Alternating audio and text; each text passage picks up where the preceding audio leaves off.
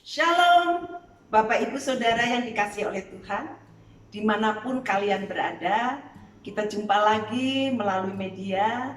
Saya Pastor Eriana John ingin berbagi kepada Bapak Ibu Saudara tentang kebenaran firman Tuhan dan kesaksian bagaimana mengalami mujizat Tuhan di masa yang sukar ini. Hari-hari ini kita mengalami semua, seluruh dunia, tidak hanya kami yang ada di Sarawak, Malaysia, tentunya di negara-negara lain mengalami masa yang sulit dan sukar ini. Kita semua tidak dapat keluar dari rumah, apalagi di kami di Malaysia ada kawalan pergerakan yang sangat ketat. Polis ada di jalan-jalan, gede-gede semua tutup, ya. Kita tidak dapat ke mall, kita tidak dapat minum kopi di gede-gede manapun, ya, semua ditutup, ya. Tapi kita bersyukur Bapak Ibu, kita mengalami kasih setia Tuhan di tengah-tengah masa sulit ini. Dan keadaan ini pun dialami oleh bangsa Israel di dalam perjanjian lama. Waktu itu Nabi Elia disuruh Tuhan untuk pergi ke Sungai Kerit, di mana bangsa Israel mengalami masa kekeringan. Bapak Ibu, masa kekeringan itu juga sama masa yang sulit, karena tidak ada turun hujan. Kalau tidak ada turun hujan, tanaman pun tidak akan hidup, artinya akan ada masa kelaparan, masa yang sukar juga. Nabi Elia mengalami masa itu bersama-sama dengan bangsa Israel. Saya akan membacakan di dalam firman Tuhan, di dalam 1 Raja-Raja 17 ayat 1-7. Saya akan bacakan.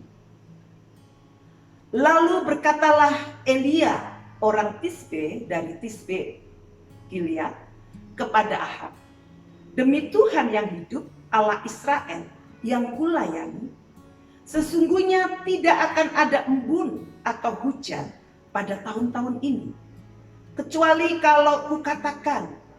Kemudian datanglah firman Tuhan kepadanya, pergilah dari sini, berjalanlah ke timur, dan bersembunyilah di tepi Sungai Kerit di sebelah timur Sungai Yordan. Engkau dapat minum dari sungai itu, dan burung-burung gagak telah kuperintahkan untuk memberikan makan engkau di sana. Lalu ia pergi dan ia melakukan seperti firman Tuhan. Ia pergi dan diam di tepi Sungai Kerit di sebelah timur Sungai Yordan. Pada waktu pagi dan petang, burung-burung gagak membawa roti dan daging kepadanya, dan ia minum dari sungai itu. Tetapi sesudah beberapa waktu sungai itu menjadi kering, sebab hujan tiada turun di negeri itu. Bapak Ibu, bangsa Israel pun mengalami masa yang susah dan sukar. Di masa kekeringan, tidak ada hujan di negeri itu, tentunya akan banyak kelaparan. Tapi Tuhan Allah memerintahkan kepada Nabi Elia untuk pergi di tempat yang sunyi di tepi Sungai Kerit, untuk dia minum di sana, dan menyuruh burung gagak untuk memberikan makan roti dan daging kepada Nabi Elia. Saudara yang dikasihi Tuhan, itu perintah yang tidak masuk akal.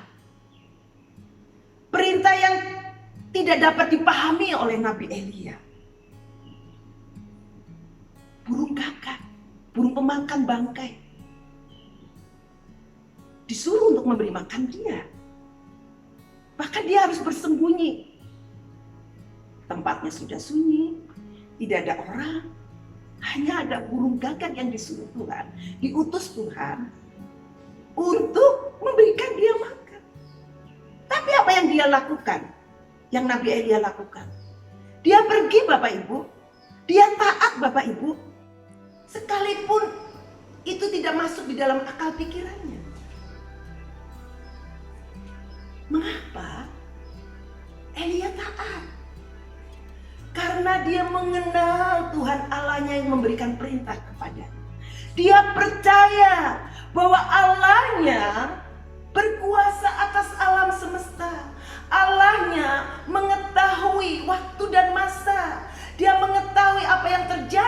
depan. Dia mengetahui hari-hari ke depan sampai kepada kekekalannya.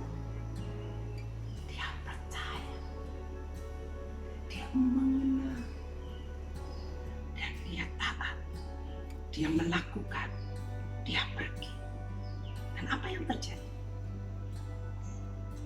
Waktu Elia pergi ke sungai Kerit itu, betul saudara, burung gagak itu membawa roti. Wow, membawa roti. Kalau dia membawa daging mungkin itu bangkai. Tidak, itu roti dan daging yang dapat dimakan oleh Nabi Elia. Berikan roti. Nabi Elia mengalami mujizat. Apa itu mujizat? Mujizat adalah peristiwa supernatural yang dapat dilakukan hanya oleh Tuhan sendiri. Yang manusia tidak mampu lakukan, Tuhan sanggup melakukan. Itu artinya mujizat. Bapak Ibu mau mengalami mujizat Tuhan di masa sulit seperti ini? Saya akan menyaksikan.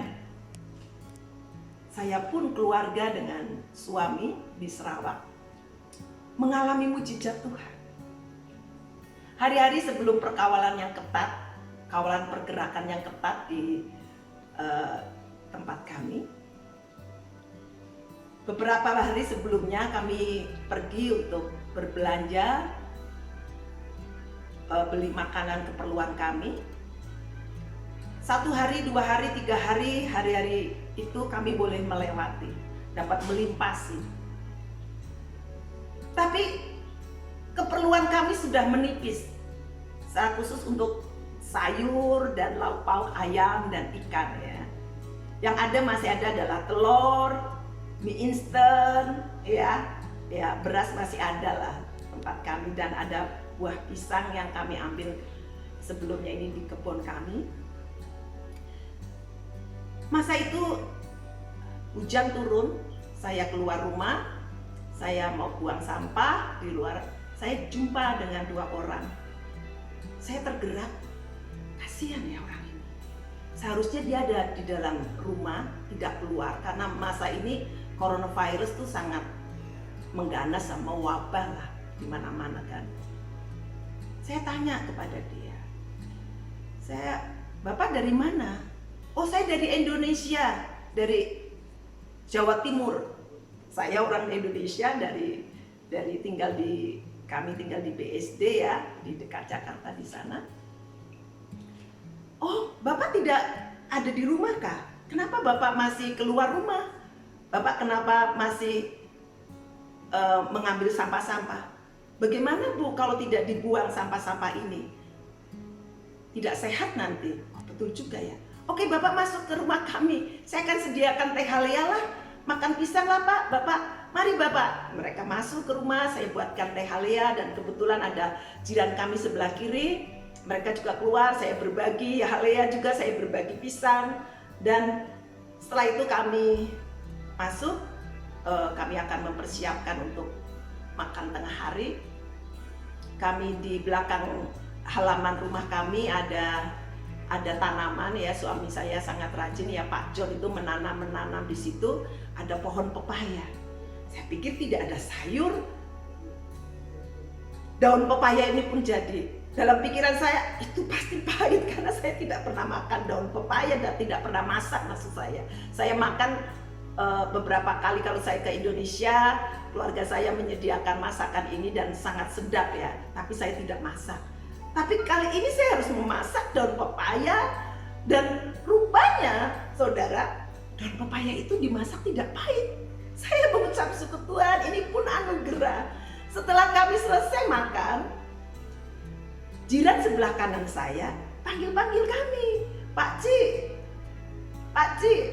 saya dengar itu, panikah kalian makan ikan tongkol katanya. Saya langsung cakap, oh pandai, kami pandai makan ikan tongkol. Dan Bapak Ibu tahu, mereka memberi 5 ekor ikan tongkol yang cukup besar. Dan tetangga jiran kami itu tidak pernah keluar rumah ya. Tapi masa itu Tuhan pakai jiran kami untuk memberikan makanan ikan tongkol. yang kami perlukan, karena lauk sudah habis, hanya tinggal telur dan mie instan. Kalau pagi makan telur, tengah hari makan telur, malam makan telur, esoknya makan telur lagi, nanti lama-lama kita bisa bertelur. Tidak ya Bapak Ibu, ini hanya jokes saja. Dan kami saat itu memasak ikan tongkol, dan kami sampai menitiskan air mata. Ini anugerah buat kami, ini mujizat, karena kami tidak dapat lakukan, kami tidak dapat pergi gede, dan masa itu lauk habis, tapi Tuhan sediakan lauk dan sayur. Wow, sangat luar biasa. Keesokannya, tuan rumah Nyalung itu tempat di mana kami gereja pelayanan di tempat itu, dan ada Dr. Nicholas, elder dari gereja kami di tempat itu. Mereka panggil kami. Tuan rumah katakan begini, "Mari Pastor, Pak John, datang aja, jangan takut. Di sini tidak ada penyakit, di rumah panjang semua sehat. Datang, anak-anak kami memerlukan you untuk belajar firman." Saudara, tuan rumah Nyalung ini belum mengenal Tuhan, tapi dia meminta mengundang kita. Saya cakap dengan suami saya, oke, kita dengan iman kita pergi, kita minta penyertaan Tuhan. Petang kami pergi ke rumah Nyalung, bersyukur tidak ada polis di tengah jalan. Kami sampai di rumah Nyalung, kami kumpulkan anak-anak tuan rumah Nyalung dan orang-orang yang ada di sana. Kami belajar firman Tuhan. Balik dari rumah panjang Nyalung, kami sangat happy, kami sangat sukacita, karena kami taat apa yang Tuhan mau. Kami membagikan kabar baik, kami membagikan berita Injil, karena orang-orang memerlukan Yesus saat ini. Orang-orang memerlukan Dia. Banyak orang-orang di seluruh dunia, no, tidak ada harapan, hopeless. Apa yang mau dibuat? Tak tahu.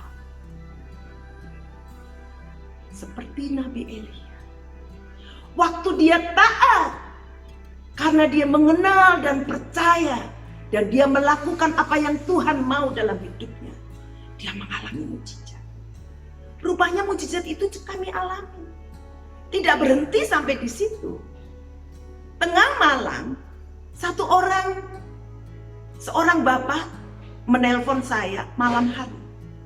Dia katakan begini, "Bu Eriana," dia orang Indonesia, "Bu Eriana, saya disuruh Tuhan untuk mentransfer uang kepada Ibu dan Pak John, karena kami tahu Bu Eriana sedang memerlukan."